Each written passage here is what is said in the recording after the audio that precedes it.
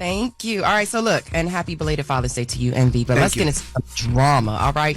So first on front page, President Trump celebrated his 79th birthday and marked the U.S. Army's 250th anniversary with a sparse crowd on Saturday in Washington, D.C., which was also Flag Day.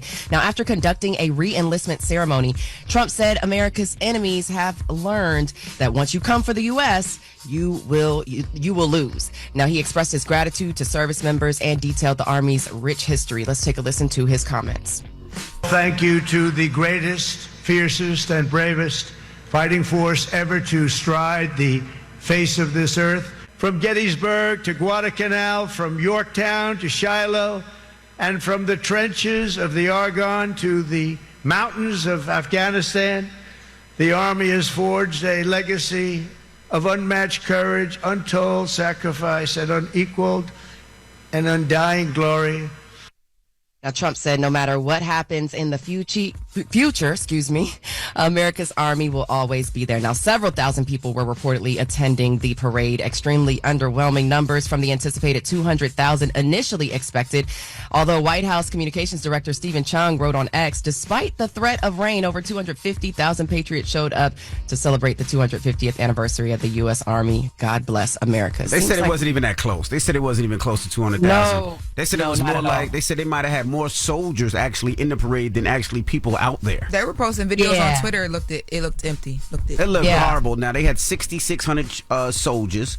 Now, 50 helicopters, 150 vehicles. They had horses, mules, parachutists, and a whole bunch of, but they said there was nobody there, so it was just a waste of money.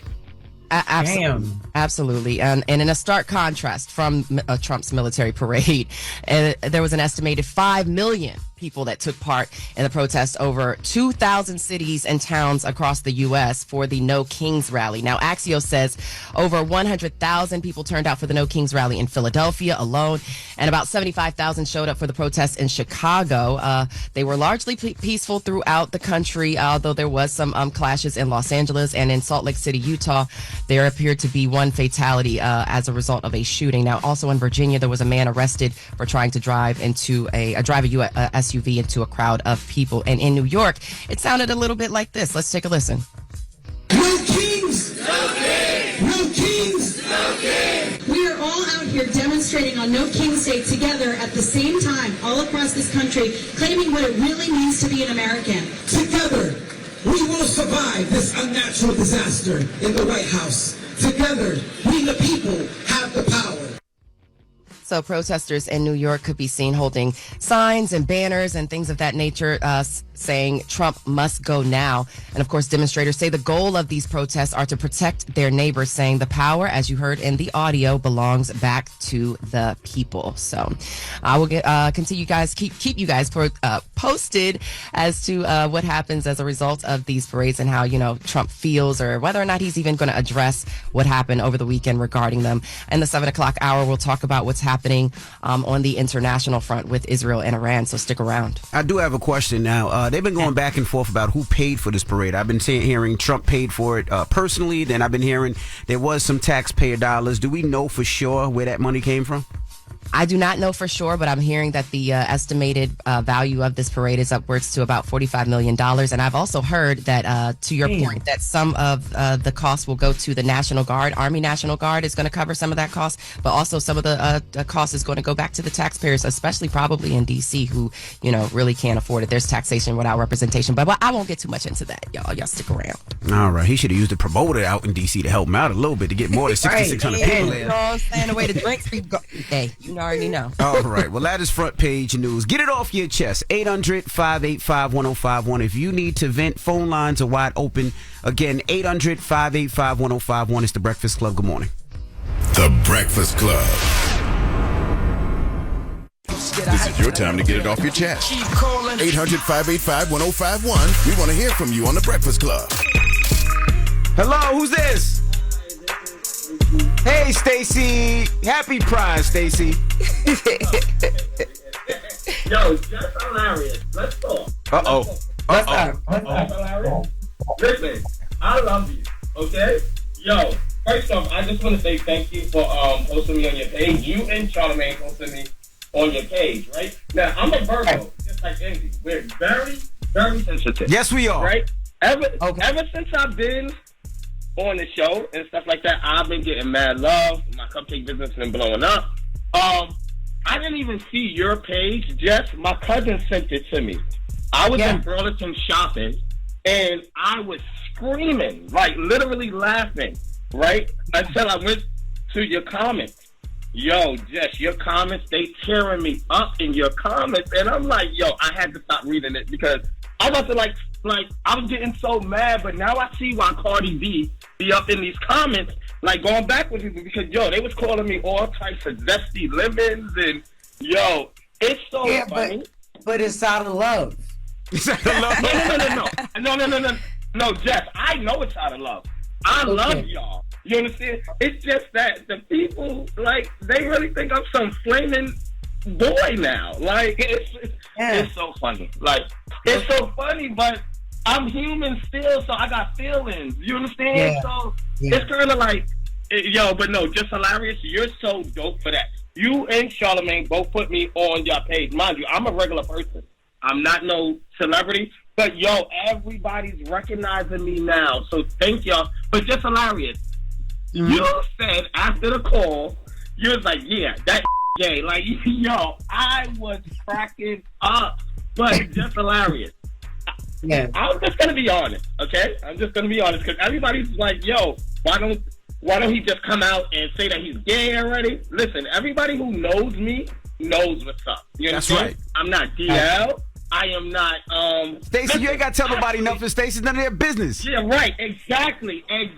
But, yo, Jess Hilarious, you just made it even more funnier. Like, yo, everybody set me up. But, like I said, I'm just me.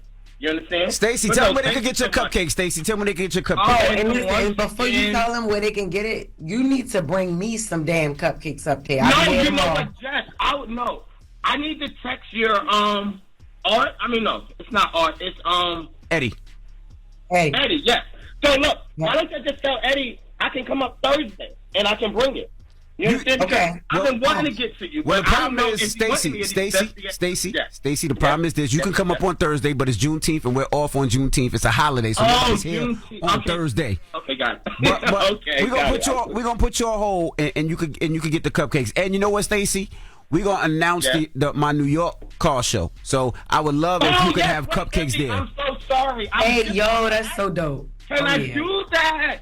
Yo, this is why I love y'all. I don't care how many people call me whatever they want to call me. Listen, my business is booming. I'm a black entrepreneur, and I'm doing my damn thing. So y'all can say whatever y'all want to say. That's right. We're going to announce the New York, New Jersey car show this week, and I want you to have a table at the car show. Envy, I can do it. Yo, Envy, you are you my new guy. Trav going to be mad, but it's all right. It's all right. Charlotte going to be mad, too. That's okay. Okay, so let me just tell them where they can get the cupcakes from, and then put me on hold, and then whatever day is good for y'all because I'm actually making some stuff right there. Oh, Envy, one more thing. I'm so sorry. You also said that I didn't know how much stuff is in my stuff. I do know what's in my stuff. Listen, I've been baking since I was a teenager. I had an Easy Bake oven as a kid, so I know that's not going to help. I know that's right, Easy Bake. Yes. So wait, you had the white and pink Easy Bake? Stacey, this Loren, I ain't post you, but I do have a question. You had the same Easy Bake oven I did? Yes, hello. And so what? Listen, I call myself the white Betty Crocker. Stop playing with me. All right. I do this for real. Stacey, we got to go. Okay, got it. Sorry. Love you, Stacey. Get it off your chest. 800-585-1051. Oh, Loren is funny. I had that. You ain't had an Easy Bake? It was white and pink. And white one too, nigga. Yeah. Get it off your chest. 800-585-1051. It's The Breakfast Club. Good morning. The Breakfast Club. Ray.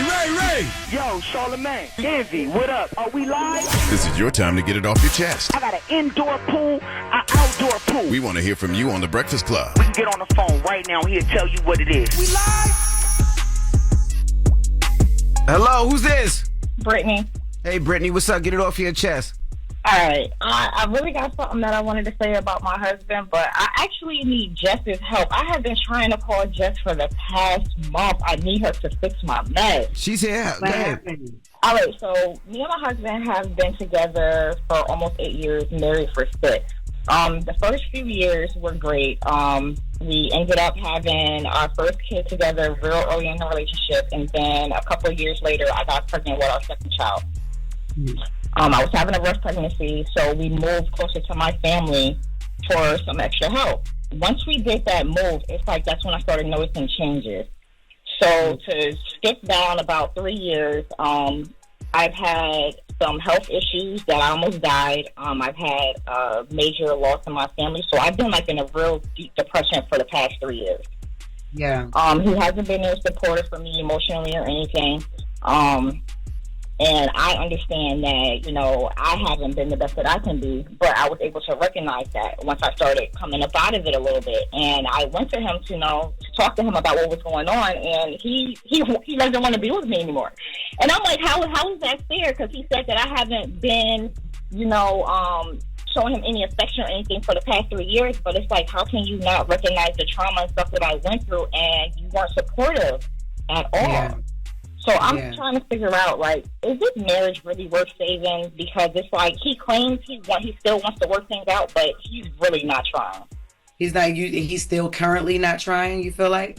I feel like it's like since we've been together for so long, I feel like I've done the most in this relationship. Like I basically pay most of the bills, even though he does work full time.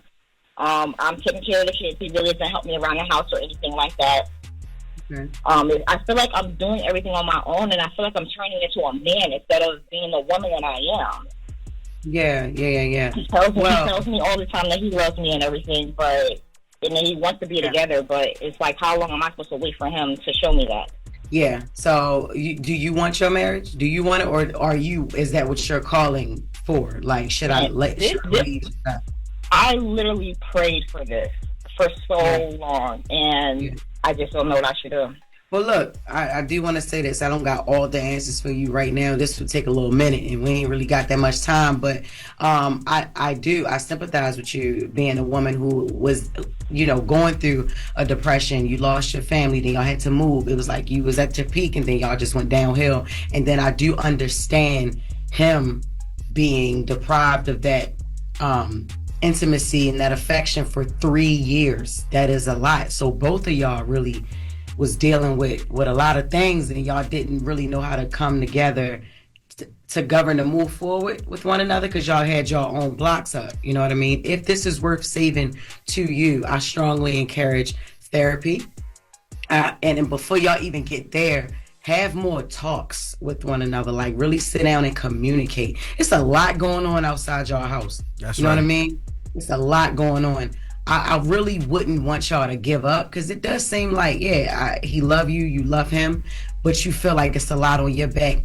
You need to unload that on him, but y'all need to sit down and don't come at each other, but talk to each other about what's happening. Even go far back in those 3 years. Yo, I was dealing with this. I feel like you wasn't there. You feel like I wasn't there. How I'm supposed to be there for you if I'm over here dealing with my stuff, and I feel like you don't give the same as I give. A lot of these issues can be worked out if y'all communicate. Don't leave nothing back. Don't hold nothing back, There you go. Well, get it off your chest. Well, she needed some help. 800-585-1051. Now, we got the latest with Loren coming up. What we talking about? We talking about the celebs and Father's Day and 50 Cent and how he spent his Father's Day. Okay. We'll get into all that when we come back. It's The Breakfast Club. Good morning. The Breakfast Club. All right, and let's get to the latest with Loren. Loren be coming with straight facts. She gets them from somebody that knows somebody. She gets the details. I'm a homegirl that knows a little bit about everything. She be having the latest on you. The latest with Loren LoRosa. Sometimes she have facts, sometimes she have details, sometimes she have a little bit of everything. Well, it's the latest. On The Breakfast Club. Talk to me. Man, Father's Day was so special and so nice for some fathers. Mm-hmm. And then 50 Cent and his oldest son, Marquise, get online. They got into it. The issue is to me, just like him. Yes. Oh my God. So he a troll, just like his father. Yes. So Marquise posted this. It's like a bet. It's called a player prop betting slip, and it's a Father's Day sports book. So the bet was whether 50 Cent and his second son would appear together in a photo. And Marquise's caption says, "Oh, it's Father's Day. Happy Father's Day to all the real ones. I'm watching my bet and it ain't looking too good. I got the over. We all know this is the day for photo ops. The day ain't over yet. Finish strong. Get on your job." So the bet that he betted was whether 50 Cent and his second son, Sire, would appear together in a photo. So there's two bets on the side. The first one is number of photos released publicly featuring both together. The line is 0.5, so that's only one photo needed to be posted. Brett's helping me understand the bets. One photo. And then the other bet was the number of Instagram posts by 50 Cent featuring his son. Now, the over odds are plus 250 and plus 300. Yeah, those are the odds of the bet. But it's negative 400 and negative 500. So what that mean, Brett?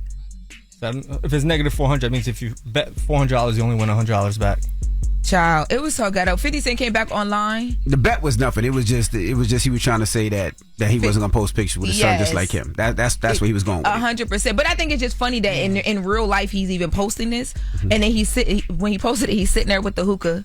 But 50 Cent came back online and posted in response to him and alleged that his son and the family are like skimmers. It was like a whole. It was just very 50 Cent-ish on Father's Day. That's crazy. With his oldest son.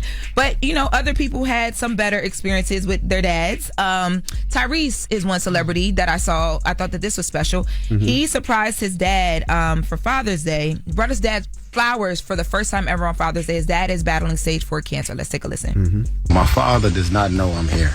And my father is dealing with stage 4 cancer. I'm about to surprise him. He doesn't know I'm here. I know I've had a strained relationship with my father over the years. Him and my mom got divorced super early, and he was an absentee pops. But you got to put all that stuff to the side. I'm hand delivering his son's album. I'm also, for the first time ever in my life, I got my father some flowers for Father's Day. Come on in, let's see what happens. I don't even know how I'm going to process this one. Talked to him on the phone, but I haven't seen him in almost 10 years. Terry. Man, Tyrese's face lit up soon as he walks into his dad's house in this video, and he hits the corner, and then the video stops. But you see Tyrese's face light up when his dad said, "Tyrese, cool. My son," and he's walking in with the flowers. So he hasn't seen his dad in, he said, over 10 years? Yes, okay. It's the first time he brought his dad flowers on Father's Day. Yes, and then also speaking of dads, Diddy's kids also wished their dad a happy Father's Day. Justin posted, "Happy Father's Day, Pops. Thank you for giving me life and always being present. My superhero. I'm with you forever no matter what. I miss you and I love you." Christian posted, "Happy Father's Day, Pops. I love you and I miss you. We're waiting for you at home." I saw Baby Love post Happy Father's Day as well. There was just a lot of outpouring of love. Gias put up a really, really nice post of you, Envy. It was beautiful. It was so beautiful. Almost cried. Aww. You did? Yeah, I did. Damn. I did. I feel like she always talks about you like that, though. I'm going to read the... Go ahead. That's my baby. Like, I told you this weekend, the best part of Father's Day weekend was just seeing her smiling and her having a good time and my kids smiling and my kids excited. That's what makes me happy. Seeing them smile and seeing them happy, that means I did what I was supposed to do.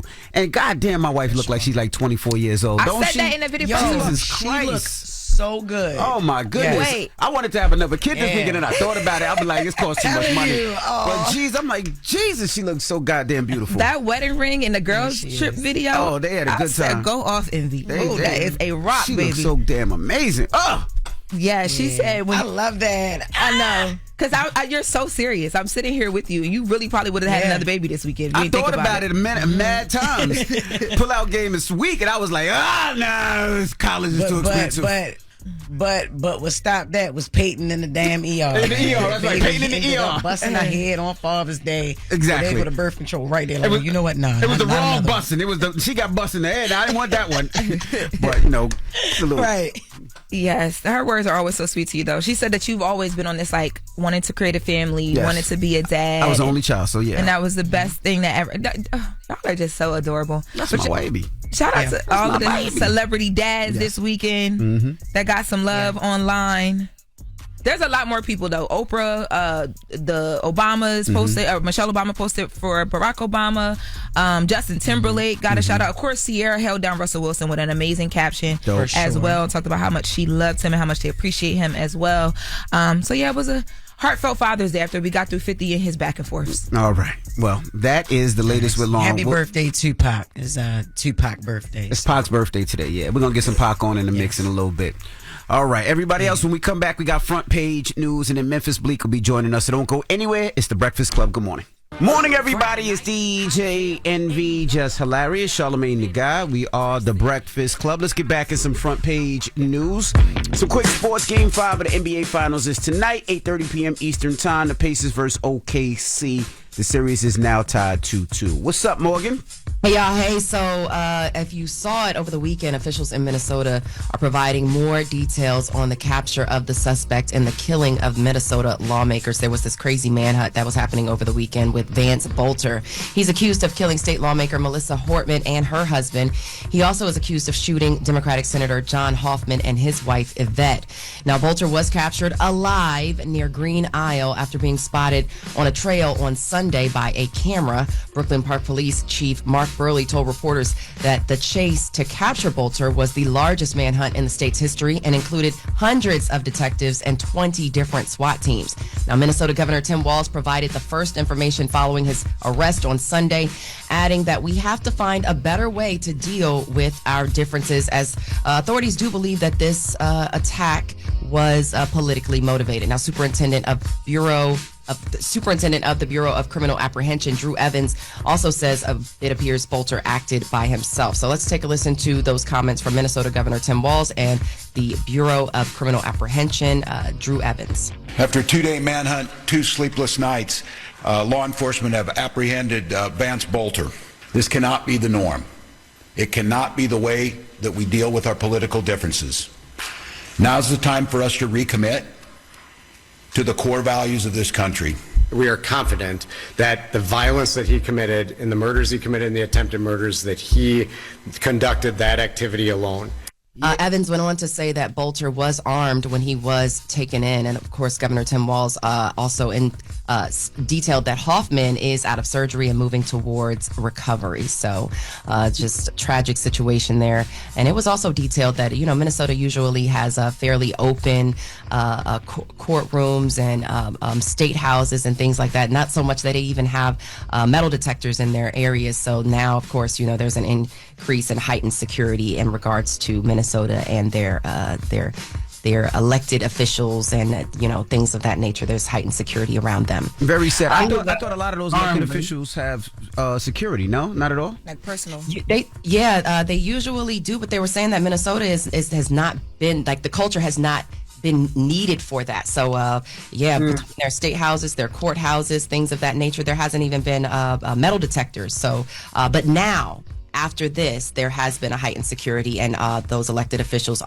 do have detail with them as of now. Morgan, it was crazy. I went to the emergency room yesterday, and they wanded me down. So the fact that the state house doesn't have metal detectors is crazy. But I saw that no, for real. I was like, wait, what? Wasn't he impersonating an officer or something? Yeah, he was. Yeah. So, yes, he was. He was impersonating an officer. I guess they still would have had to wand him down, though. But yeah, okay.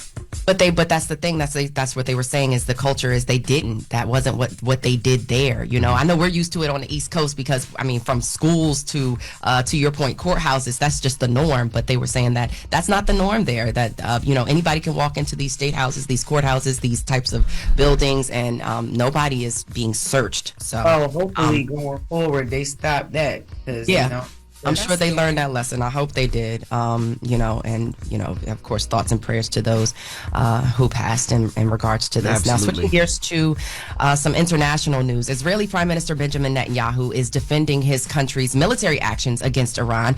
Now, in an interview with Fox News on Sunday, Netanyahu said Israel will do whatever is necessary to remove the nuclear threat that Iran poses. And he went on to say that their military actions protect more than just Israel. Let's take a listen to Israel Prime Minister Benjamin Netanyahu. We had to act. It was the 12th hour. We did act to save ourselves, but also, I think, to not only protect ourselves, but protect the world from this incendiary regime. We can't have the world's most dangerous regime have the world's most dangerous weapons. We're protecting ourselves, but by doing so, we're protecting many others. So the escalation of the airstrikes and missile attacks had resulted in a growing number of deaths in both countries. Meanwhile, President Trump claimed in a post on Truth Social that the U.S. could easily get a deal done between Iran and Israel and end this bloody conflict.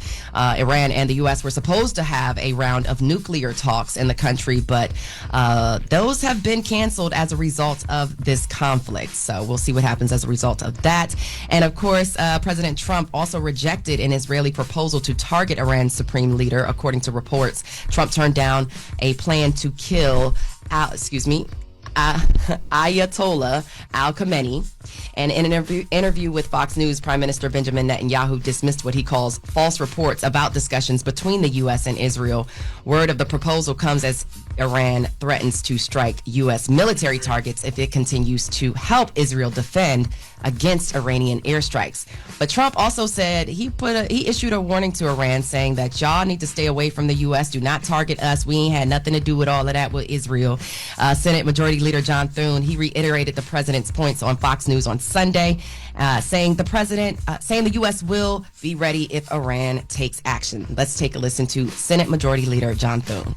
Iran should be prepared for all of America's might to descend upon them if they go after and target Americans or American bases or installations in the Middle East. He warned, of course, if the U.S. is attacked in any way, shape, or form by Iran, the full strength and might of the U.S. armed forces will come down on you at levels never seen before. That's what he said. Trump also claimed that the U.S. could easily, we talked about those deals, but it looks like things right now are at a stalemate between the U.S. and Iran and regarding any kind of deal, whether it be the nuclear deal or whether it be trying to get these ceasefires done. But yeah, right now the conflict continues to escalate, and I will keep you guys posted as of what's going on with that. And in my last story, the G7 leaders are gathering in Canada for policy discussions on trade and other topics. President Trump is in Alberta today as the world's economic powerhouse begins a crucial 3-day summit.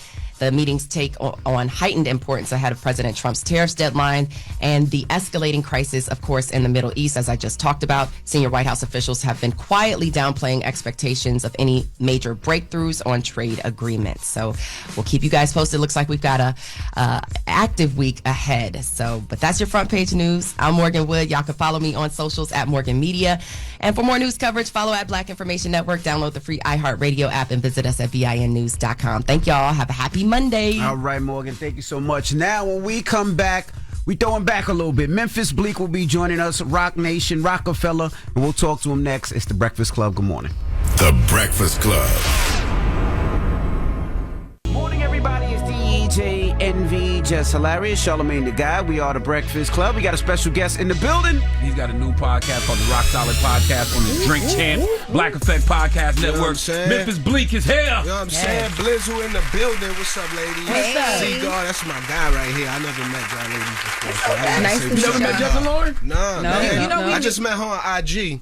Oh, okay. You know what I mean? Yeah. I seen you show some love. I show love back. You know what I mean? Man, Always. listen, your ass don't age. When I say you look good, you look good when I was younger, you look good now. That's dope. Thank you. I'm trying to win. I'm trying. You hear that, wife? You better watch out. You better watch out, girl. I know you're getting into this personality blogger space now. You might age. It's stressful. I know, right? It's I'm not trying to get into the controversy of the blogger space. I'm trying to bring some jokes. I want to be like, I feel like my podcast, I want to be like the sitcom when we was younger. You know, you had your Smack DVDs, your wild moments, but then you could go in the crib and watch some Martin. You go in the crib and watch some Fresh Prince and, you know, get back to your sense of humor. I feel like that's what my space I want to be. Just enjoying. I don't want no clickbait. It's interesting, though. Most people who actually have gotten active in the street don't want problems. No.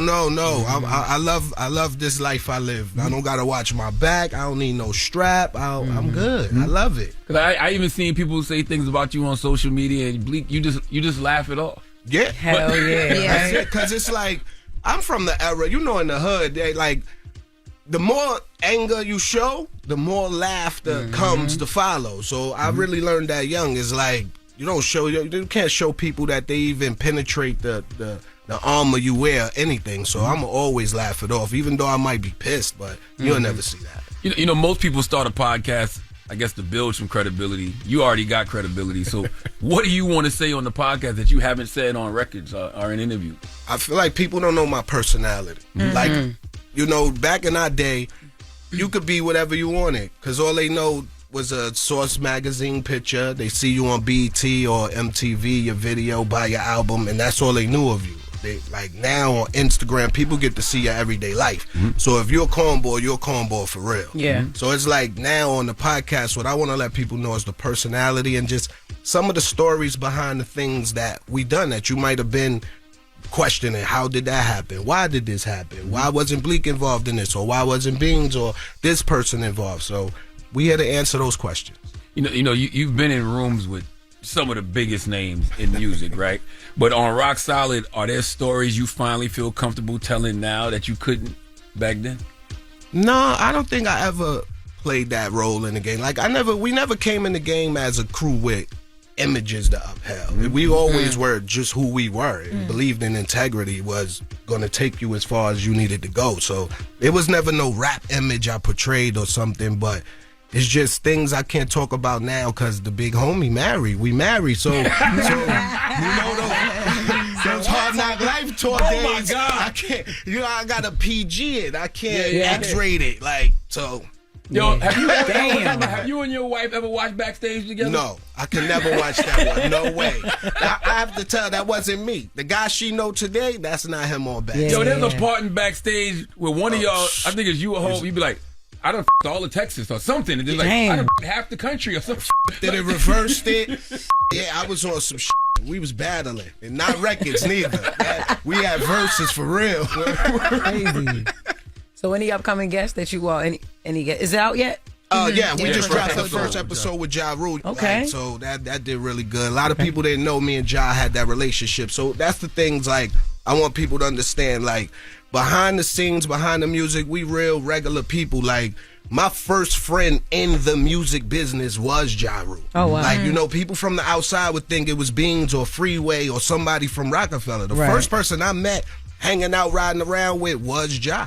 Like people don't know, even Nick Cannon. Nick Cannon used to be in Marcy with us. Like, get the out of here. Oh God! What? Why you ain't never help him write? Why you laughing so hard? It's crazy. You Why say you laughing that so hard? because my friend, this kid from my projects named Clep, rest in peace. He actually used to write for Nick. Like we all was managed by the same producer. You don't want that I mean, same manager. B-High, Jay Cousin was managed all three of us. Yeah. Nick, me, and Clep. You know those. So he used to spit. B-High used to manage Nick Cannon? Yeah. He never told me that. Yeah. Nick Cannon must not have been a priority. Nah, he was. He was always talking about going into showbiz back then too. Like music was never his thing. So to see where he took it and what he do is like, that's dope. You lit. Like I just seen him at the Super Bowl February, and I'm like, I need to get on that show, cuz y'all out there freestyling, battling, dissing. That's my area. So I'm gonna go do that. He definitely got to pull up to the podcast. So what was Nick doing in Marcy? Just chilling. Nick can fight though. I don't know if y'all know just that. regular stuff. Like he was a regular dude. This before the fame, before any of this. Oh, okay. The kids and all of that crazy crap. Yeah. This was just regular Nick on the block hanging out. He just wanted to be in the hood. Like a lot of people that met us back then was on some, you from Marcy? I want to go, because you couldn't go to Marcy back in the day. Yeah. If you didn't know somebody or go with somebody certified, wasn't no walking through Marcy. So a lot of people, they want to experience it now. Well, y'all made it sound fun. Y'all did make Marcy sound like Cancun a little bit. A little bit. Well, a little bit for us it was, because we the guys, but anybody couldn't do that. So your man used to ghostwrite for Nick Cannon? Yeah, man. So he get royalties off Gigolo? Like what record was it? I don't know. I don't know if Gigolo. it was those records, but it was like his demos to help him get a deal. Like when he first was rapping, first doing this thing, like, Nick was in the studio with us and all of that, So man. you thought Nick Nick was nice? I always thought he was talented. I ain't say that. I said you thought he was nice as a rapper. I always thought he was talented. Damn. And then a couple times you give the guys, that ain't Nick. You got a classic with my man was like, nah, that ain't Nick. I think that's the fear of every artist. Like, yo, they gonna rock with me, or somebody gonna be like, dang, Nick. Mm-hmm. I mean, especially being around y'all though, like that's a different. Y'all are very different rappers than a Nick Cannon. No, but it was rough. Like growing up, like just even being in the Rockefeller camp, Baseline Studios. Remember, we only had 2 rooms with 14 artists. So it's like you couldn't be in there playing with bars. Mm-hmm. You had to get out. If you was laying something that wasn't rocking, it's time to go. We got 6 people waiting for that space. Yeah. So salute to Nick though. We got love. Yeah, definitely. Not his rap, but we got love. You speak about Baseline. You were the first artist to be called the heir to Jay-Z's throne. Like Jay called you the heir to the throne. What's something you learned about pressure and expectation that took some time for you to understand? It's not reality. Like, people will put limits and expectations on you that you don't have for yourself or even see. Like, when Jay said that, I was like, I'm the new improved what? Since when? Who told you? They ain't tell me that. So it was like, oh, word? So it's like, you gotta do your thing and write and try to better yourself, learn the game, perfect your role. But the dominoes don't always fall the way you hope. You know what I'm saying? Of course, I wanted to be the biggest, wanted to be this, but unfortunately, I grew up with the sun. And it's like any fire I put out, he burnt out. So it was nothing I could do. I just accept my spot. But he was capping. He might have saw something in you that you didn't see in yourself. That's what he definitely did. And to this day, like, Jay pushed me to do, I send him music. It's so weird because I got a new project coming out right on the 20th called Apartment 3D. It's probably like my 3rd album I recorded since my last studio album. The first 2 he done shut down. So when I started sending him records from this one, and he like, this is it, you doing your thing. I'm like, what changed? I'm still trying to figure out what changed, because now it's like, you rocking with all the joints. What happened? I think, it's just where you at in your life and what you're talking about. We're still kicking it with Memphis Bleek. Charla. People always know you from the music with Jay, right? They're like, that's Jay's protege. But y'all grew up together in the trenches. Like, but that's the thing. We grew up not together. People think that, like, they got to remember, Jay is like the big brother, like the uncle. Like, I was the kid, like one of his nephews on the block. He didn't hang with me. He came and got me. Like, seen me doing reckless stuff. He would, put me on the right track, correct me, give me game, but it wasn't no hanging out. It was like, all right, I see you. That's Jay. What up, fam? I see you. So the day when I seen her with Clark Kent, rest in peace, it was like, man, he always pulling up with the illest cars, the baddest joints, man. I got to get on this boat. I got to find out how to be a passenger on that boat. So I just shot my shot, and it worked. What was something he taught you during that era that fans wouldn't know, that we might hear on the Rock Solid podcast? Everything you see, man. Just the life I live, the man I am. Like, Jay taught me, I learned everything from him, Biggs, Dang, my manager, B-High.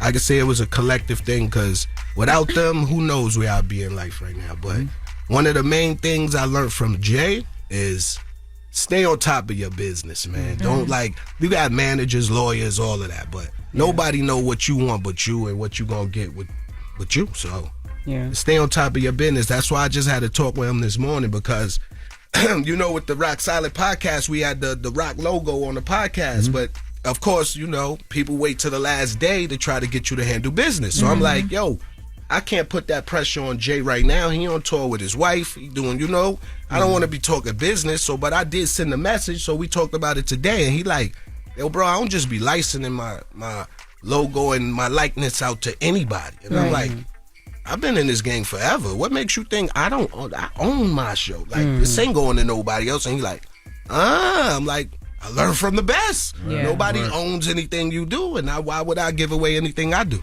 Right. Yeah. So. Do you think as an artist, right? Because I know you said you learned a lot from Jay business-wise, right? Do you think as an artist, if you would have signed to somebody else, you would have been a bigger artist? Nah, I probably wouldn't be here. Because, you get your one and done, your 2 albums, you done. That's what made me, it's so weird, all right. That's what made me sign with Jay. I remember my manager, B-High, he ain't gonna like that I'm telling this story. We had an offer from Capitol Records, right? They wanted to give me $350 with a $75,000 signing bonus. And I was like, nah, they didn't want it. And he like, yo, you know what $75,000 could do for you? It'd change everything in your household. Like, these was Marcy struggling days. And I'm like, I feel you. But that $75,000 come from somebody I don't know.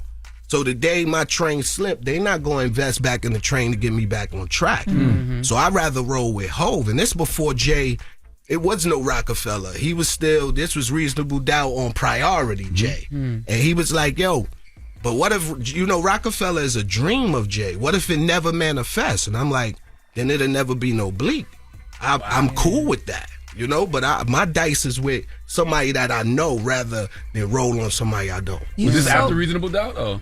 This was during Reasonable Doubt. Because remember, Reasonable Doubt came out on priority. Yep. A lot of people think it came out on Def Jam, but it didn't. I was literally going to say, people talk so much about your loyalty, and that story speaks to it, right? How has your loyalty had to change as y'all grew? Because you've known him you've known Jay-Z for so long. Like, it's been so long at this point. Excuse me. It's weird seeing what I always saw in him. Because to me, he was always larger than life. Some kids grow up looking at sports players, movie stars. My next door neighbor was my inspiration. I go outside, he has the cars nobody had. I look at his neck, he wearing jewelry no one in the projects can afford. You know, he's flying, traveling places. Remember, Jay got a picture in London in a BMW. It's like 1993. It's like 92. Like, nobody wasn't traveling like that back then. So he was my inspiration to get money. So to watch the world see him as the billionaire, he always been that to me. So I don't think anything changed. Because the day I decided to be like, yo, I want to get money, I knew I want to get money like them. Him, Tata, and all them. Oh my God. It's funny even, you know, not the Loren's question, sort of, kind of, but you know, you see people online say things like, Bleek too loyal to Jay. Like, how is there such thing as being too loyal to somebody? I don't know. Especially if it's reciprocated. Yeah, like, how can you be too? I don't know no other way. I don't know no other person. Like, what I'm supposed to do, what they wanted me to do.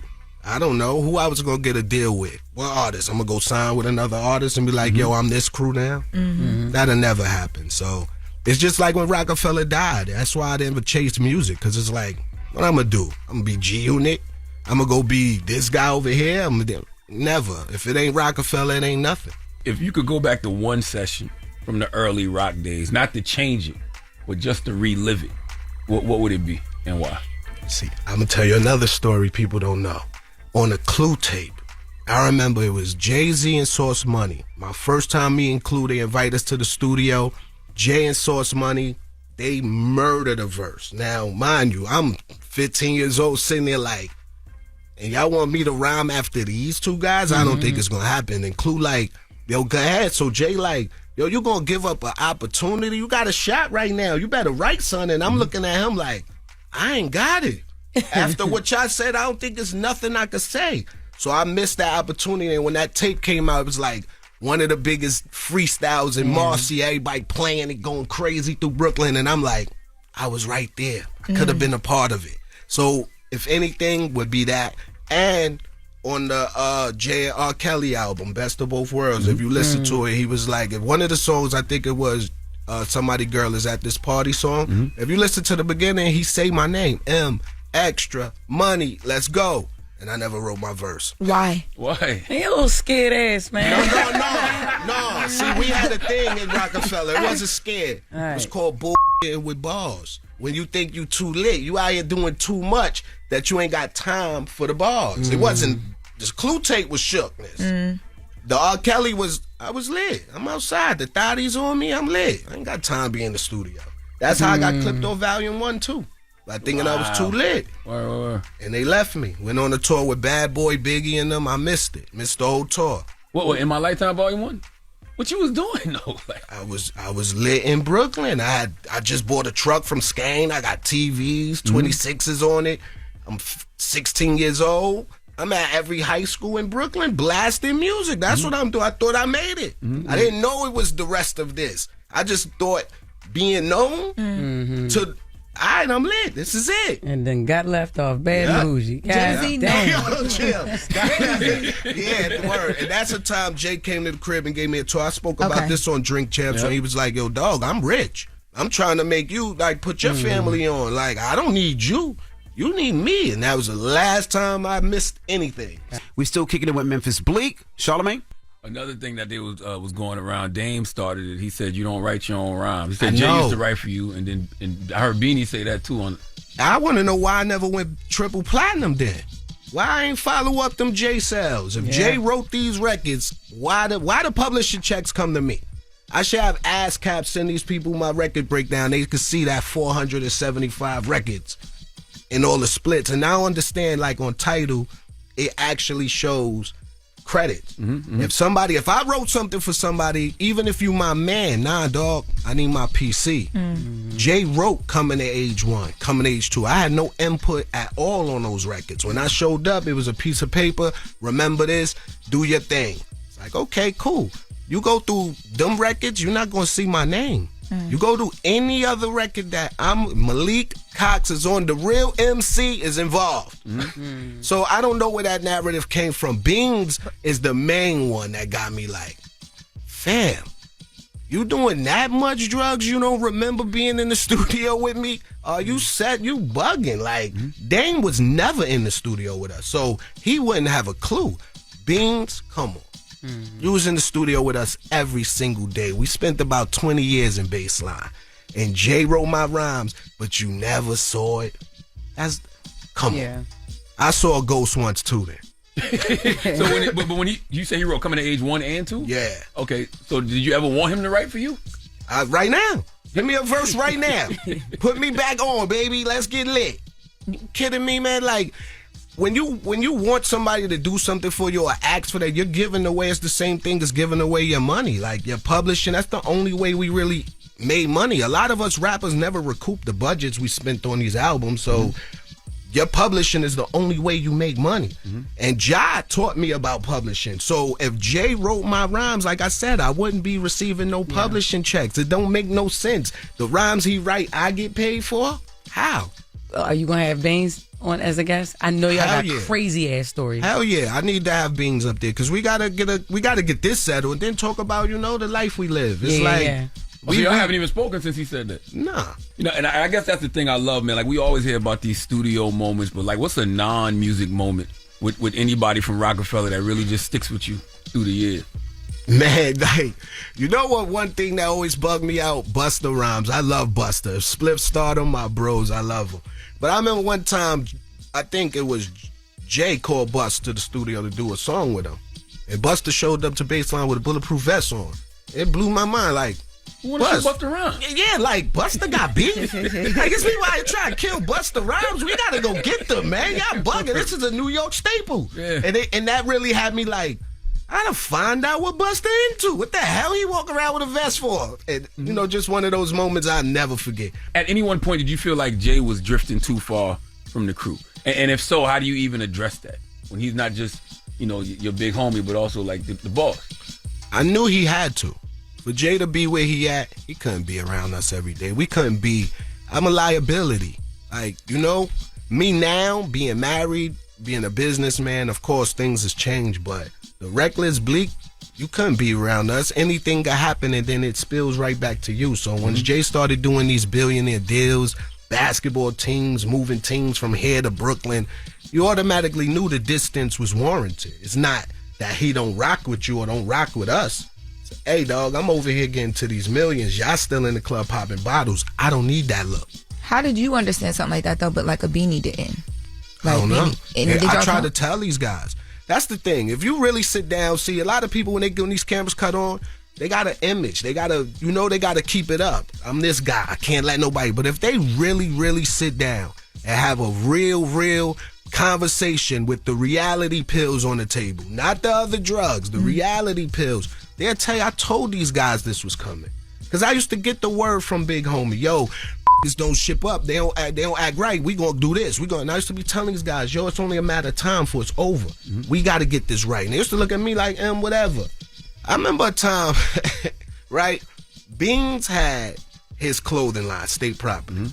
We used to get clothes, boxes of State Property. So I'd look in State Property and say, manufactured by Rockaware. So I'm telling him as a brother, yo, bro, check your contracts and all that. Make sure everything right. Like, because I see it's manufactured by Rockaware. I don't think Rockaware was making their own clothes. So how they making your clothes? Like, just as a businessman, this was like, didn't seem right. And this was at the time when he was saying, yo, I'm going to jail. I'm going to sign Freeway and the Young Guns to Rockefeller. When I come home, they going to give them back the State Property. And I'm just sitting there like, oh, you think business work like this? So I'm trying to tell him these things. Like, he looked at me. This is when I knew me and Beans the relationship wasn't the same. Because he was like, yo, it sound like you hating on me, fam. And I'm like, what you mean? He like, yo, if Jay your man, like you say, why you ain't got no record label? Why you ain't got no clothing line? Dang, my man, he taking care of me, all this. And I'm like, I feel you. But you know why I don't have those things? Because my bro would never exploit my ideas for him to make a bag. Damn. That's what you need to realize. They're taking your ideas. And then when he came home from jail, what he said, they ain't owe me $2 million. Should have listened to Blizzle. But like I said, Jay not my man though. So what getting to the bottom of the manufacturing, what ended up being behind that? What was the story? That was his business. I never got into it. It just was a red flag to me. Like, if I'm gonna do a deal with you and you're gonna make my clothes, I need to know who the manufacturer is. It's just like I did a deal with Drink Champs, right? I know Drink Champs. Y'all had a deal with somebody. Y'all star in y'all network. I need to know who the plug is. Black Effects. Like, I can't just be, we need to know what's going on here. You know what I'm saying? Like, I can't just rely on you when you relying on somebody else. I need to know all the moving parts. And that's as any businessman should.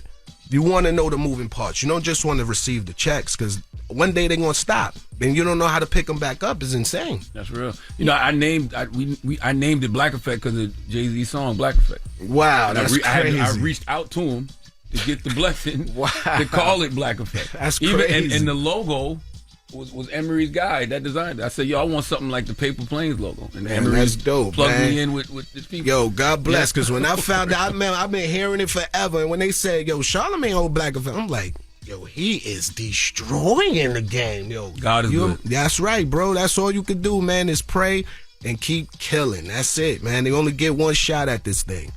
A lot of these guys think it's all about the glitz, man. You could keep the glamour and the glitz. Give me the check. Like I tell people, credit don't spend, money do.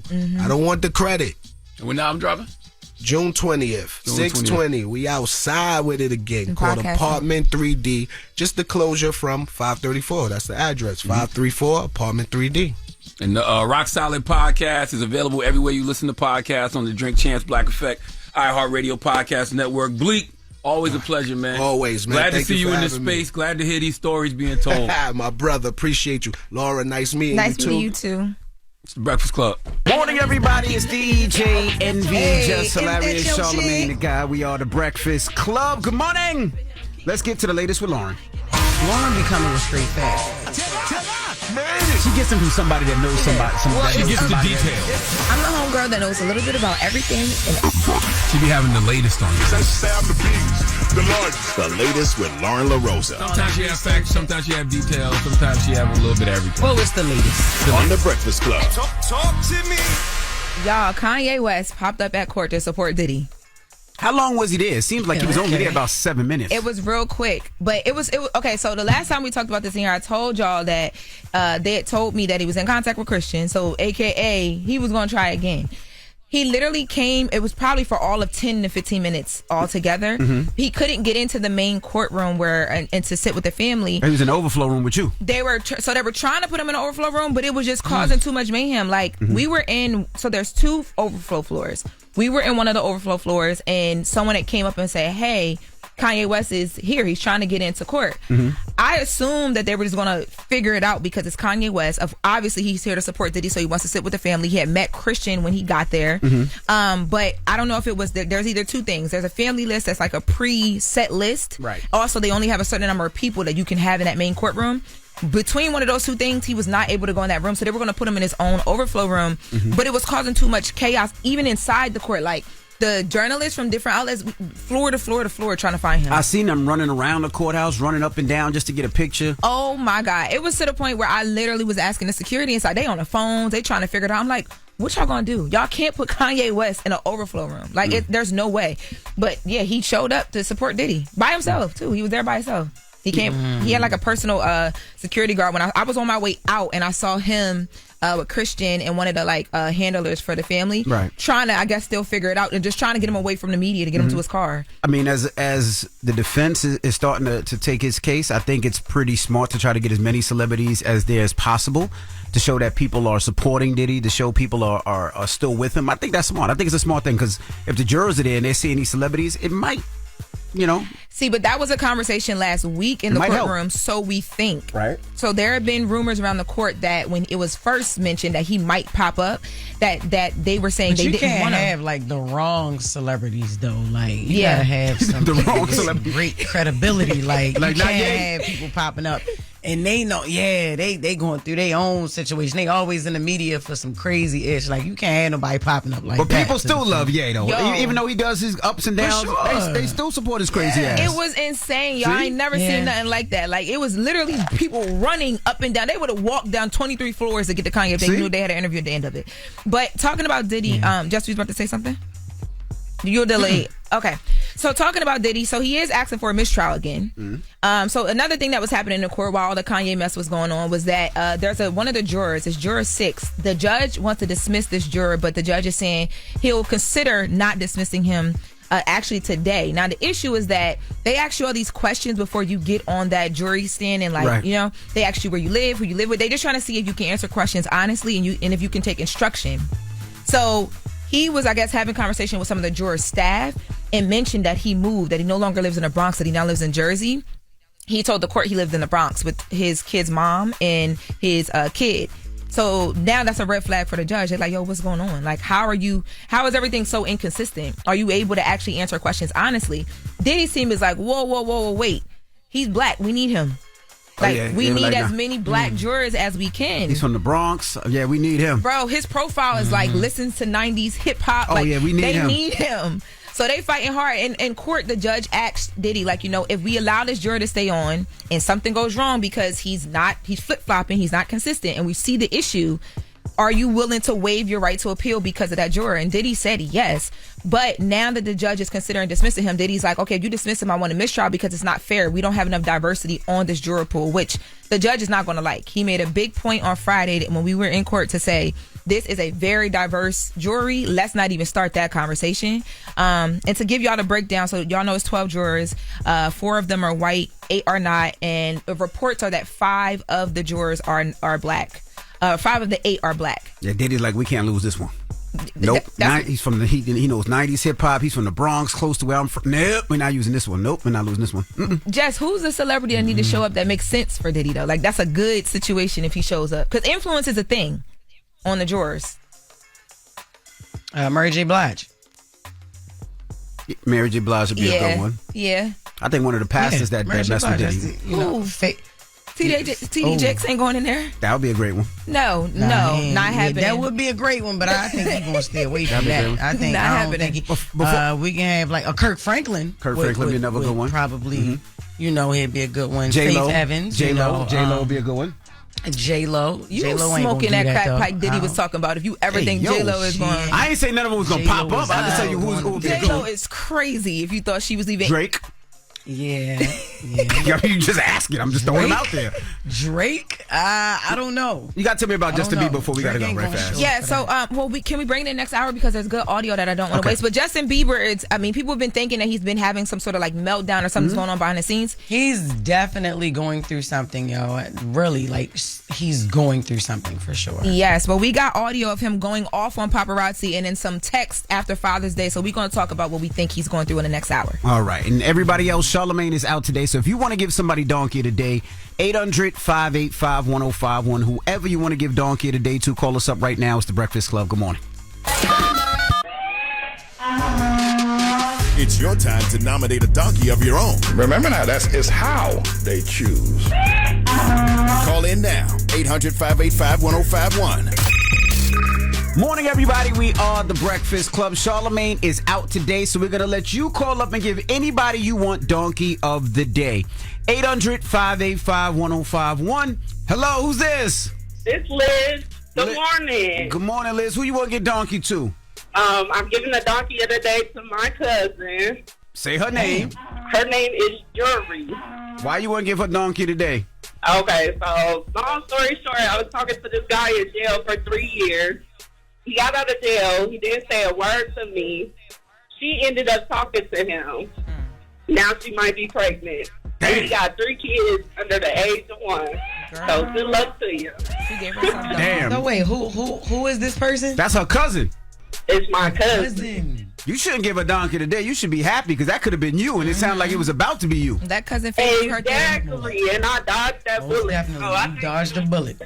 Now, did you meet him while he was in jail, or did you meet him beforehand?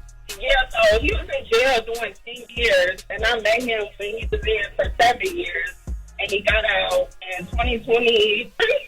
So, yeah, I met him in jail. You met him in jail, so you was his pen now. All right, don't Liz. Don't meet no more guys in jail. That's it. That's done for her. All right. Period. Hello, who's this? Yo, Envy, you know the vibes is Mello. Mello, what's the vibes? Who you giving donkey to, Mello? I'm giving donkey today to the New York Knicks, man. Talk to me. Yo, first off, let's really talk about it. They really tried to win a chip off the power of friendship, and it wasn't about to happen anyway. But you know what? It's still Knicks forever. But I'm not even giving them donkey for that. I'm giving them donkey because since when was your plan to fire Tom Thibodeau and then ask everybody else who already got a job, yo, you trying to slide? Like, you looking like a dude in the club who's still trying to bag something at 4 a.m. Like, what are you doing? You right, but how? Go ask Mark Jackson if you want a job. Yo, you right. I'm not mad that they fired Thibodeau. I like Thibodeau, but they fired him. But how you not having a backup plan? Like you say, how you just... It's like 4 a.m. in the club. You just trying to go at everybody now. You feel me? Yo, ask Jeff Van Gundy or ask Mark Jackson. They right there. At this point, you might as well just ask Fat Joe. If Fat Joe could be the coach or Spike Lee at this point. Oh, yo, ask me, bro. I'll do it for $60K. What's up? Yo, goodbye, Mello. Yo, you know the vibe. Hello, who's this? My name's Amber. Hey, good morning. Who you want to give donkey to? I'm giving donkey to this guy named Mark, who was on Facebook Live and tried to expose his wife for cheating. They both sitting there burning now from Jessup, Georgia. And she took his phone and exposed him. She was about to expose that he either slept with men or he set up his own best friend who he killed. And he yelled and said, "You're about to die." The Facebook, the phone started rumbling, and next thing you know, they're both dead. The next morning, he killed his wife because he tried to play a game and didn't win at it. And The police. Oh, whoa! So wait, he killed himself too? Yes. He killed himself. The police know it's done deal. All right, so it's already play that game. And he tried to play that game and expose her, but he got his stuff caught up. Jessup, Georgia. All right, well, I don't want to play this game with y'all anymore. That's a sad I'm donkey done. right there. Yeah, I'm done. It was all fun until you came, Mama. Yes, a whole bunch of people watching live thinking it was funny until it was. Damn. All right, well, rest in peace to that young lady's family, man. Thank you, Mama. Yeah, man. All right. Donkey today be fun until we get a call like that. Then it don't be fun no more. Yeah, like I don't want to play anymore. Like that's really and it's Monday. Dang. I'm taking my toys out the toy box and I'm leaving. I don't want to play no more. All right, well, shout out to anybody. And I think Charlamagne is out tomorrow as well. So if you missed, you can call tomorrow, 800-585-1051, whoever you want to give donkey of the day to. Now, let's open up the phone lines, 800-585-1051. All right, now this is for anybody out there dating. We see what's going on in the world right now. I have a question for you and everybody in the room. If you met somebody or you found out someone that you were dating had a wild, super sexual past, like really out there doing some crazy stuff, could you ever take them serious enough to marry? That is the question. 800-585-1051. Can you truly look past that, or will always be back in the back of your mind? Yo, it depends. Like we've been hearing a lot with Diddy's trial and a lot that's just going on in the world. If someone had a wild past, could you just let it slide and say, you know what, I'm still going to date that person. I'm still going to kiss that person. I'm still going to be intimate with that person. The past was the past, and I'm going to let it go. It slide, even saying let it slide is crazy. You know what I mean? Like could you the look whole past slippery slide thing. You stupid. See, I wasn't talking baby oil, but let's open up the phone lines. 800-585-1051. If someone had a wild, super sexual past, like really out there, could you ever take them serious enough to marry? That is the question. We'll take your calls when we come back. It's the Breakfast Club. Good morning. Pull out your phone. Call in right now. Call me. Add your opinion to the Breakfast Club topic. Break it down. 800-585-1051. The Breakfast Club. Steady calling my phone. It's topic time. Call 800-585-1051 to join into the discussion with the Breakfast Club.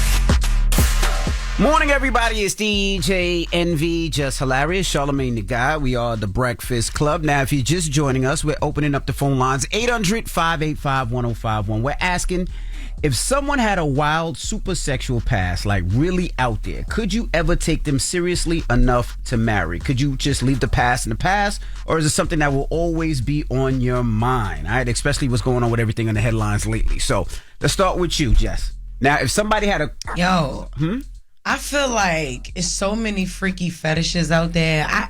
I'm not even the type to really analyze and dig in to care about somebody's past. But you gotta be careful when you want to move forward with somebody, because it depends. It depends. And the reason why I say it depends, because people could like things like objects in their butt. You know what I mean? Jesus. Like people can like to do that to other people. Right. And even though it's in the past, we might really start feeling each other and getting sexual and nice, and you might want to reintroduce that to me. I ain't with that. Okay. So just imagine if you were dating somebody and y'all got close, and all of a sudden he says, look, I just want to let you know 10 years ago I was involved in a train. With men? Involved with the trans? With a train. Not... Ooh. A train. Come on, man. Choo-choo train. Okay. Oh, all right. Oh my God. Like he ran a train on somebody, or he got a train ran on him? He got a train ran on him. That's what I'm saying. I can't. No? I can't. Okay. No, man. All right, I can't do it. All right. What about you? Now, if you're dating somebody, you find out that they had a past history of wild-ish. Could you stay? No? No, it can't be too. What's wild? I mean, because like if you got like a bunch of partners, like you got a bunch of women that you used to deal with, I expect that kind of with men at my age. But what's wild? You mean like you like hearing everything that's been going on recently on the stand and everything? Nope, couldn't do it. Could not. I wouldn't even be able to sit straight face and look at you. Honestly, I would just be thinking about things and laughing and. Now look, what if somebody? Look, I'm asking both of y'all this. What if like a woman, Envy, was like, let's just say you wasn't married or whatever, right? And say if a woman was like, yeah, back in my past, I ain't used condoms for like 22 years. I never liked condoms, so I just was raw dogging everywhere, every day. Like, what you think? No. Everybody I ever had, like no condom, nothing. I just started using condoms 2 years ago. No. And like, and I don't want to be judgy, but I'm judgy, right? And I'm going to tell you why. Yeah. Because when you hear too much of it, it's like when I hear what's going on now, I'm like, I would have to think about that every time. Like, and this is just me. So if you're out there and this is what you did, that's cool. That's on you. But every time I kiss you, I would think about the urine that you had in your mouth. You know what I mean? Like every time I hugged you, I would think about the semen that you played with on you. Yeah. I'm not judgy, but it's just not for me. See, everything is not for everybody. You're in a different situation though, because you've been with Gia forever. You don't have to think about that stuff. Still, but even if I wasn't and I was out there dating, now people have partners before, right? You can't stop that. But if it's like that, nah. Men are a lot more judgier than women. You're right. Y'all are so judgy. But then not only that, and then when we have kids, right, and then your kids Google it, then they Google, and then you got to explain what the, nah. What if not everything has to, what if everything's not on the internet? Everything is Googleable now. Everything is on the internet now. I don't know about, okay, never mind. But let's go to everything. That's how everybody know that Envy was a Ciroc boy. I saw that on online. Man, shut up. And a dildo. What? Shut up, man. Tara. Hi. Hey, Tara. Good morning. Good morning. You sound so bright and perky. Hey, I know, right? Good morning. I know. So, Tara, if someone had a wild, super sexual past, like really out there, could you ever take them serious enough to marry? See, the thing is, I would say yes, only because that's just honesty. Because we all could really be like that right now. You know what I'm saying? They just being honest. We all could be that person. Just don't know. So, Tara, if you dated a guy that, let's say, liked to get defecated on. Ooh. Oh, now you're starting to change, right? But then, right? But you could say, I'll leave that in the past. It's cool. Nah, Tara, don't change now. Don't change now. What's a little You said that could be any of us. Because now I'm thinking like that. Because y'all got to realize, like, especially the people in prison, no offense to them, you know what I'm saying? But when I can't really date a guy that was in prison because in my head, I think something happened. Yo, Tara, I can't talk to you It's no not more. being true. Tara, I can't talk to you no more, Tara. See, but wait. I'm just saying. So when you said that just really messed me up. Goodbye, Tara. Sorry, have a good one, y'all. You too. What? I was gonna say, like, you know how y'all be talking about, like, when you with somebody for a minute, y'all married, you open up to things. Even if you're not married, you just with somebody for a minute, you open up to things. So what if you get with that person and y'all in it? Y'all like 10, 15 years in, and they tell you that that's something they like. Opening up to nobody that's telling me that they got on. I'm sorry. What about, you never had a man tell you that they like their nipples, like? Yes. Yes. When and they I'm all tell you- for the nipple. I'm all for the because I'm I've all had for that, and I thought it was kind of You know what I odd, mean? and they waited until he was like in it, and I was like, this is an odd thing to reveal. That what? That you like your nipples like played with and all these things. So you don't like that? So you don't like the fact that a man like his nipples being? I just feel like it's just. I just feel like. Where are we going here? Go ahead. I'm just saying that when people get comfortable, things come up, and now you judging them, but y'all already deep into as it. As long as there's no semen in the nipples, it's okay, all right? 800-585-1051. I don't know where Loren and them was going. I was just asking, if someone had a wild, super sexual past, like really out there, could you ever take them seriously enough to marry? That is the question. Now, of course, this conversation is everything that's going on in the headlines. We're just asking. 800-585-1051. Hello, who's this? Good morning. My name is Shay. Okay, Shay, what's up? What's your opinion? What's your thoughts? So I feel like if he got a pass, it is what it is. As long as he's not doing nothing against anybody's will or taking nothing up the we about to have a great time. Shay, you can't say it's all in the past, but it's just one thing you don't like. It got to be one or none. Yeah, he can't. Yeah, he can't be doing nothing against nobody's will. I'm not with that. All right. But let's say he like to get defecated on. You cool with that? Listen, I'm gonna crack jokes. I'm gonna really crack jokes on him. He gonna feel bad, but we gonna ride this out. Good. Okay, all right. Thank you, Mama. We gonna crack jokes. Hello, who's this? What's going on? Shaheed from Jersey City. Shaheed from Jersey City. What's up? What's your opinion, brother? All right, let me say good morning to y'all before I break it down. So check it out, right? I've been talking about relationships for 28 years, and it's something that I've told many people in the past.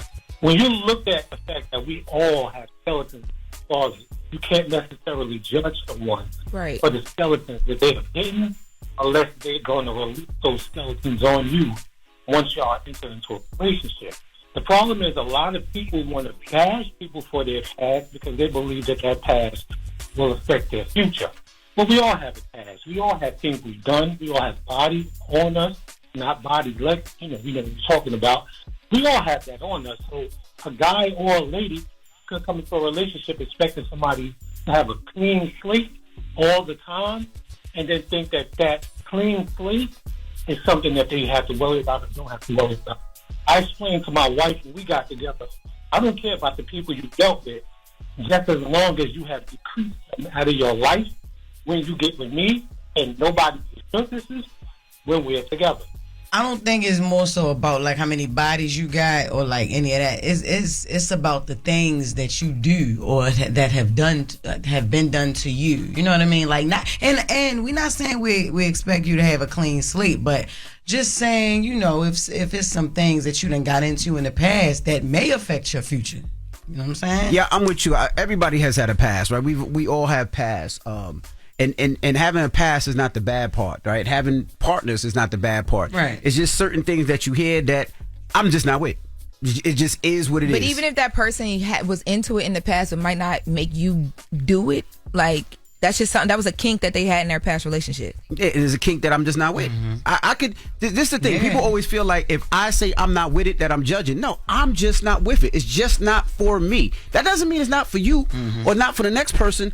But no, I'm not with it. But you're not with anything, Envy. You don't like nothing. So what? But That's fine with me. But look though, what if one of the kinks, right? What if one of the kinks is, your dude Loren used to like to, do threesomes with another man. Oh, you know what I mean? And that happened a lot of times. No, I can't date a bi man. I have nothing against bi men, but that's just you. No. But that's the thing. But look, that's the thing. What if he's saying like, "Yo, I'm not bi. I just used to do that sexually. Like that was just my preference. Like that was like a kink I had. I used to like to know, to take my stick it in yo. You know what I mean? And then after that, he go about his business. I don't even think about him after that. It's just when we in the bed. That's not okay. That's not a kink. But it's your sexual past. Like if that's what you were into, it's cool. That's you. But maybe that's not something that I want to deal with for the rest of my life, or something that I don't want to think about. It is what it is. Hello, who's this? And Marshall, good morning. Good morning. We're talking about dealing with somebody's sexual past. If they had a wild sexual past, could you look past it? No way. It'd be like a bad dream. It'd be in the back of my mind 24/7. It'd be like Groundhog's Day all over. Groundhog's Day? See? It'd be in the back of my mind 24/7. Okay. Couldn't get past it. And I'm with it. There's certain things that I would think about all the time, right? And I don't want to bring up the Diddy case, but I'm bringing up the Diddy case. But like some of the things that you hear later on in life, I still we're still a family. I would think about it all the time. You know what I mean? And then I would think, and I'm a Virgo, so I would compare myself like, damn, am I not freaky enough? Like, should I be trying to do these things? Is that what you like? Like, I don't know. I'm sorry. That's how hearing about Diddy's escapades and him rubbing on it. You had to look at yourself and say, when I was with him, was I not freaky enough? That's what. Not me. I'm a sucker. It's not me, Diddy, no. Like what? But then also the escorts. Like, if you had to hire people for that, right? How many did you hire? How many do we not know? And then I know. And then it's like when you got to compare yourself to Big Punisher and all these other people. I'm right. Good. Don't call that man Big. Like I thought it was the Punisher. It's literally just Punisher, yo. Not Big in it. Like I'm confused. Don't do that. I didn't know your feelings was hurt by Diddy, stepping out. What are you talking about, man? What's the moral of the story, Jess? What's the moral of the story?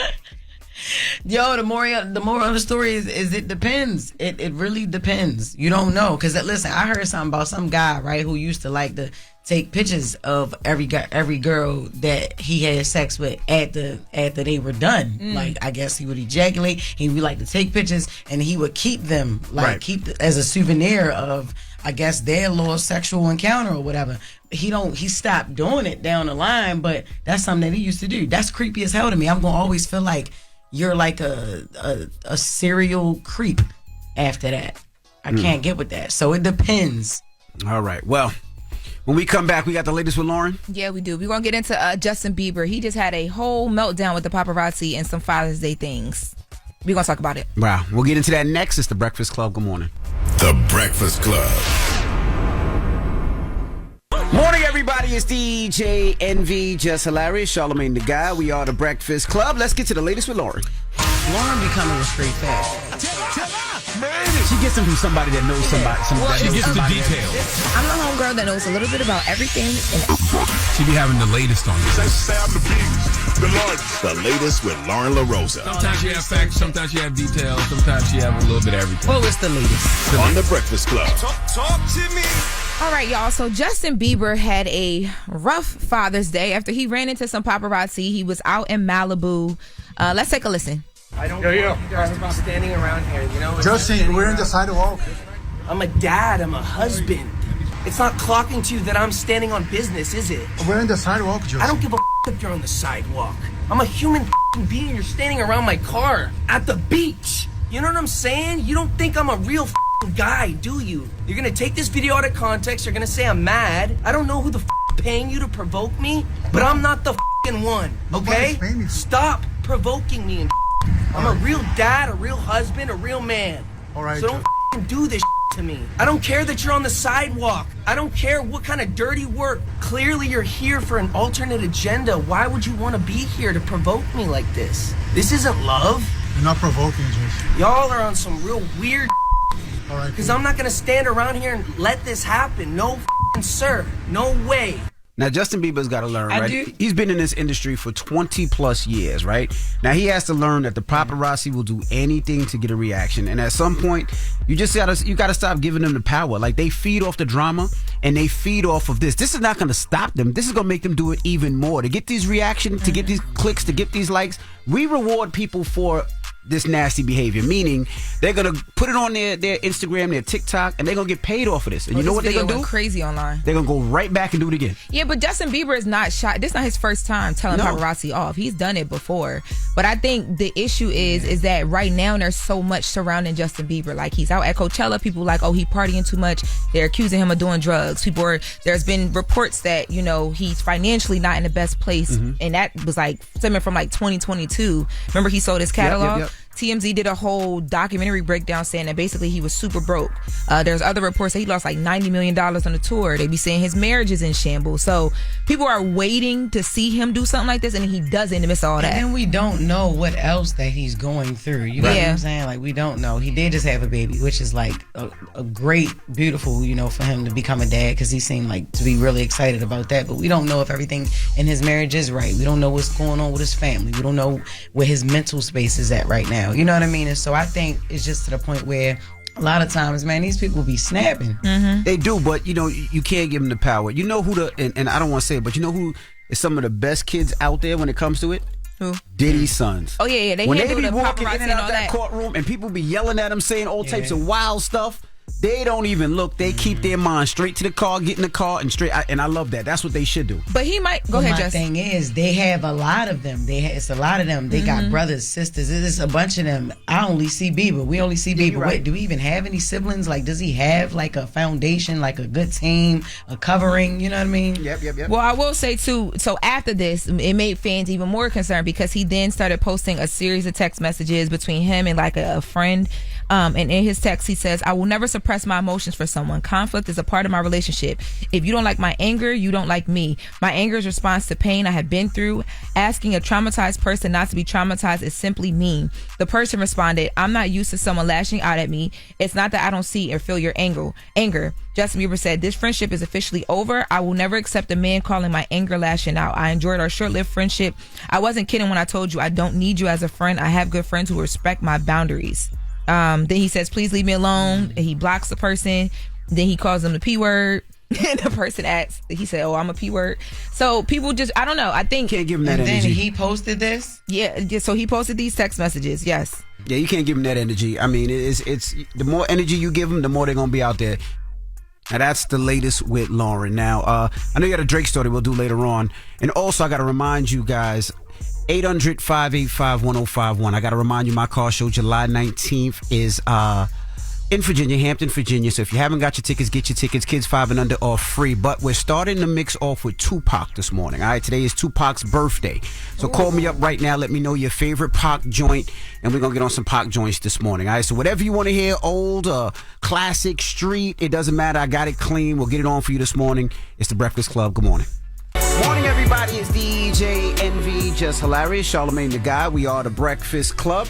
Now, reminding you guys, this weekend, Juneteenth, I'm doing an event first at the American Dream Mall. Me and Loren are actually doing an event. We're on a panel. And then after that, I'm heading out to Queens, Roy Wilkins Park. I'm going to be DJing in Queens. It's a free event, so bring the family, bring the kids on out. There's going to be jumpies. I got some special invited guests that's going to be coming out during my DJ set that's going to be performing, so it's going to be a lot of fun. I'll start saying some of them names this week, so salute to everybody that's out here. And we got a salute to Memphis Bleek for joining us today. That's what's up, man. All right. Now, where you going to be this weekend, Jess? I'm going to be in Buffalo, New York at the Helium Comedy Club. So make sure y'all get y'all tickets for that. And then when I leave here, I have to go to my dad's On the Green golf outing, man. We're honoring 50 fathers in the DMV today. Shout out to the Top Golf in Baltimore City, man, and the More Love Foundation. Me and my husband started a foundation where we help serve the underserved communities. And so this is going to be our first official event. We want to make it an annual thing. But yeah, Dad's on the Green starts at 10 a.m. So we can't wait to see these 50 fathers, man. We can't wait. Morning, everybody. It's DJ NV, Jess Hilarious, Charlamagne the Guy. We are The Breakfast Club. It's time to get up out of here. Jess, you got a positive note? Yes. If you keep doing what you do, don't worry about nobody else and what they do. Okay. Okay. Breakfast Club, bitches! Y'all finished or y'all done?